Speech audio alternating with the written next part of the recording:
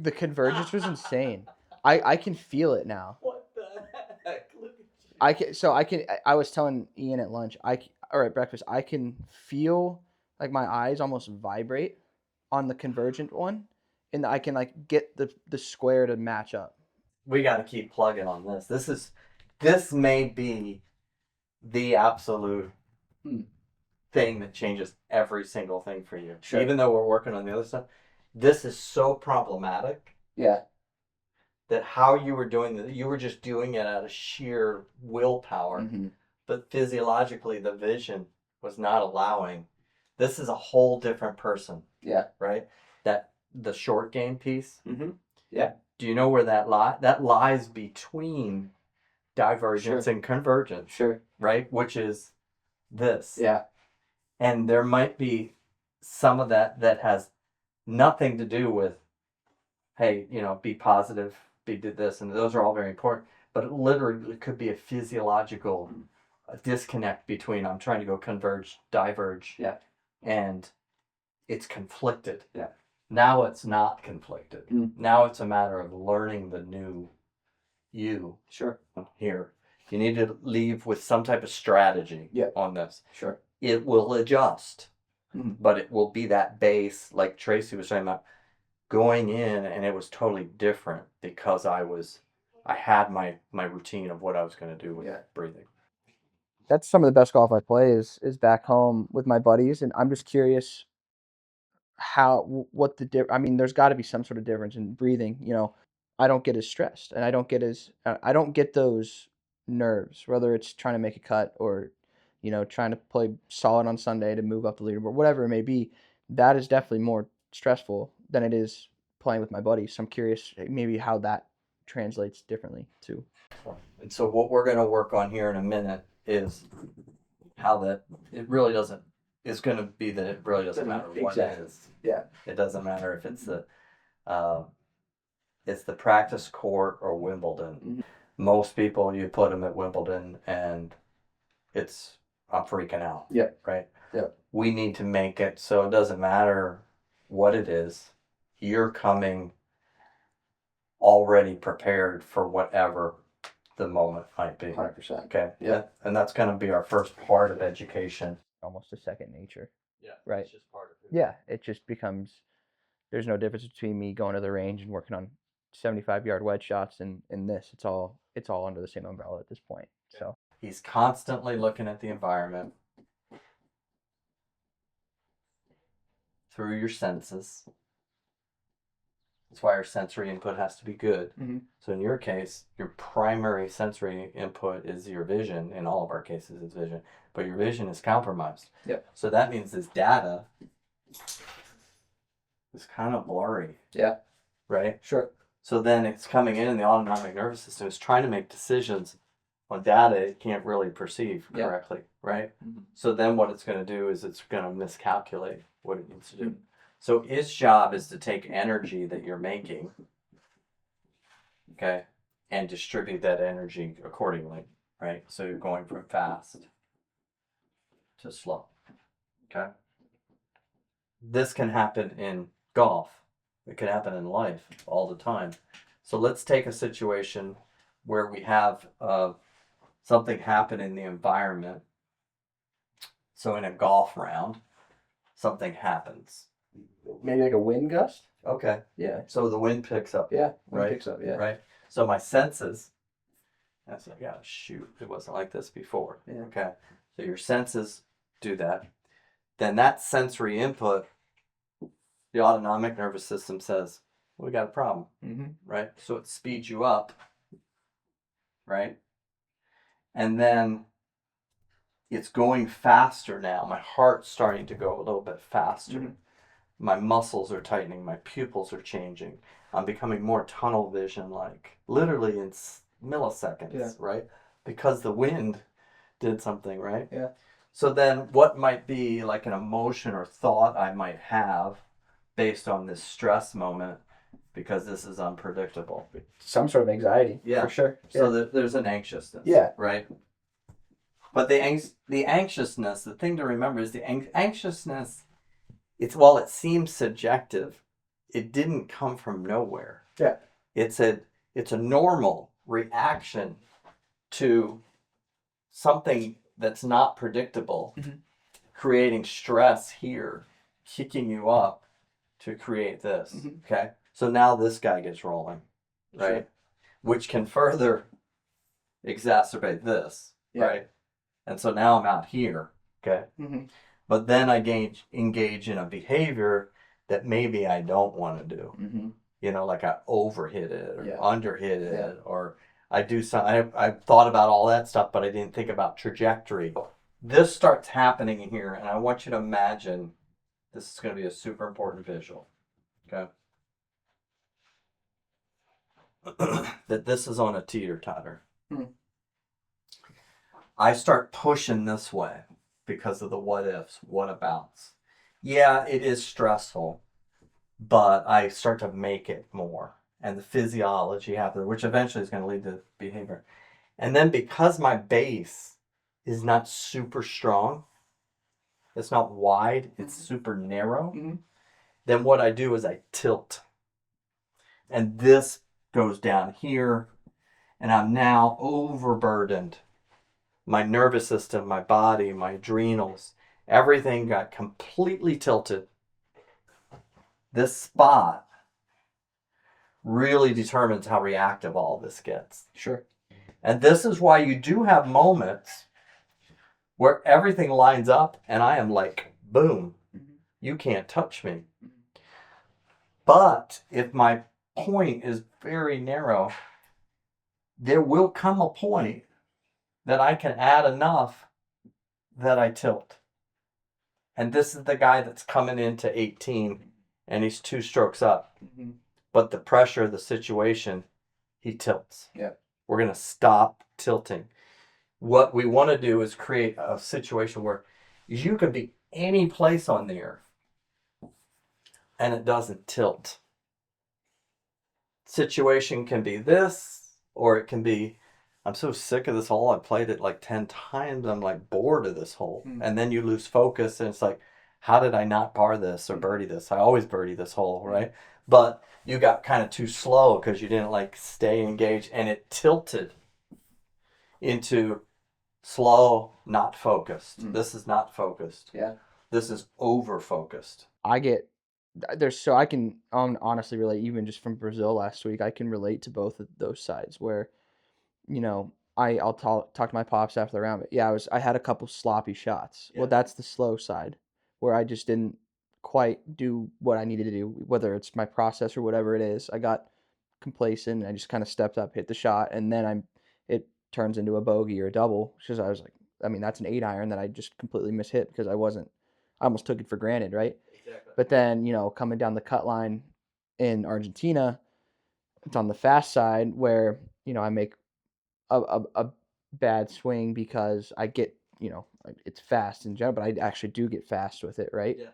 And, you know, I get that nervous, anxious feeling where, okay, well, if I make bogey here, I'm going to be one outside the cut line or whatever it may be. So I can relate to both of those for sure. Kind of seeing in that visuals is pretty interesting. So this pyramid is coherence. Okay, so coherence is when the heart is in a perfect rhythm of stress and recovery.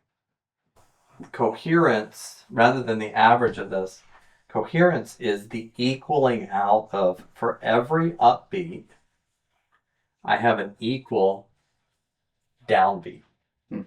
What happens for many people when they're not in coherence is they might have a lot of upbeats and then only a few downbeats and then a lot of upbeats and then maybe a lot of downbeats. And so what happens is this doesn't have a sine wave to it, right? It's there's not balance to it.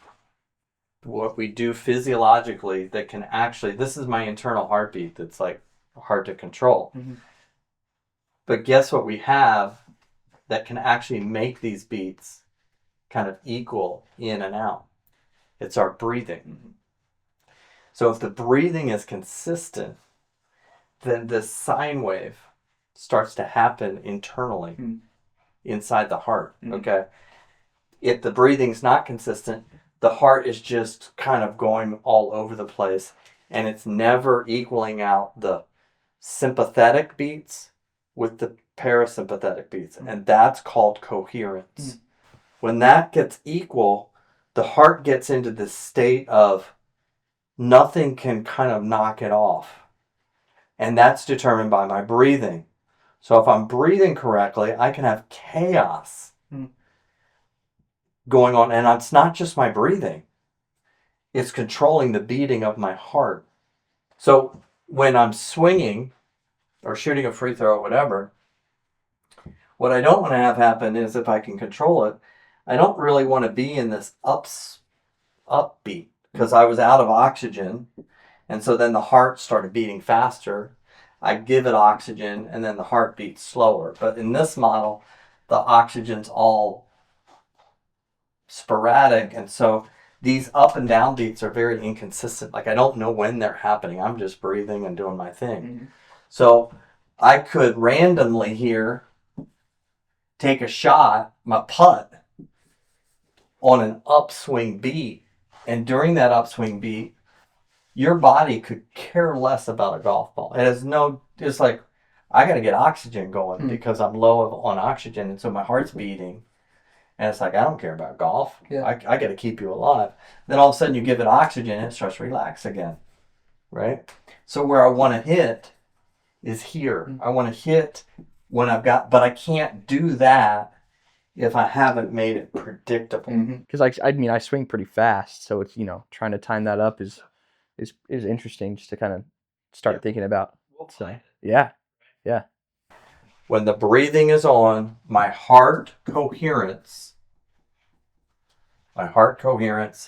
gets greater. The perfect breath means you're in here someplace. Okay? A inconsistent breath means you're up there someplace. Okay? I need this here so that I've got a greater base. Now watch what happens. I'm taking the triangle. Okay? And the point, my coherence was very low. But the more I take this up, what happens to my tilt factor? It gets wider. Yeah. Closer to 100. Yeah. Now what happens to the different environmental things that are outside of my control? Yeah. Right? I'm not tilting. I'm not going to blow my energy, right? By tilting out. Yep. I'm not going to go into fatigue, right? I can't tilt because the base is so stinking wide. Yep. We're building a bigger base. Okay, so we're going to do 60 seconds, just breathing, belly out, belly in. And then we're going to do this 3.5 minute look at both your breathing and your heart rate. Okay. So when I'm doing this for the first minute, am I breathing or am I just like really focusing on the stomach? I want you to move your stomach in and out while you're breathing. Yeah. So your stomach's going out, and then exhale. Pull it back in. The white is your heart. You can already see what your heart's trying to do. That's from practice. It didn't do that 2 weeks or a month and a half ago. Now the size of the pyramid is this guy. We started here. Nervous system scale. Controlling this. You're up to 71 on the pyramid. Okay.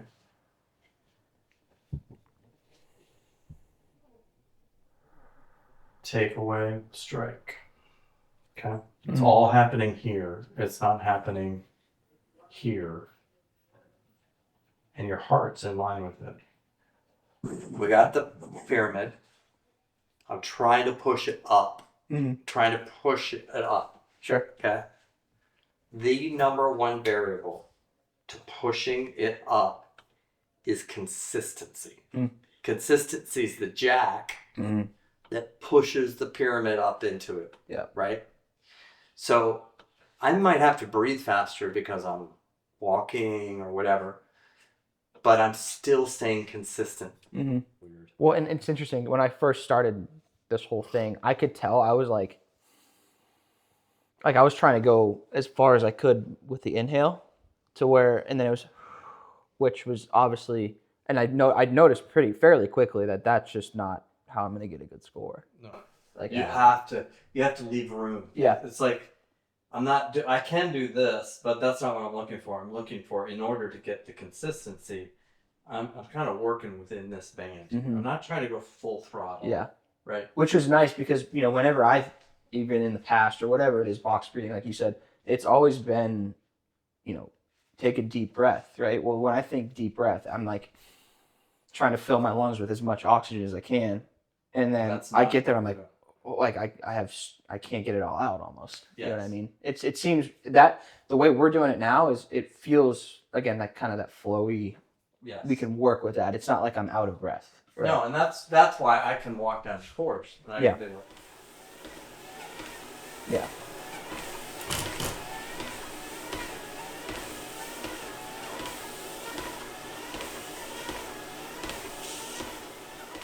Okay. I think the only time I'll get out of breath is if I take too big of an inhale. Yes. That's where I can feel it. I'll find it. Be like, so like my thing here though is, if I'm talking to my caddy or I'm talking to a player, it's a little tricky. how does that work? Where it's hard, to take that breath while I'm walking, talking, whatever it is. That's where you're going to start to get more strategic.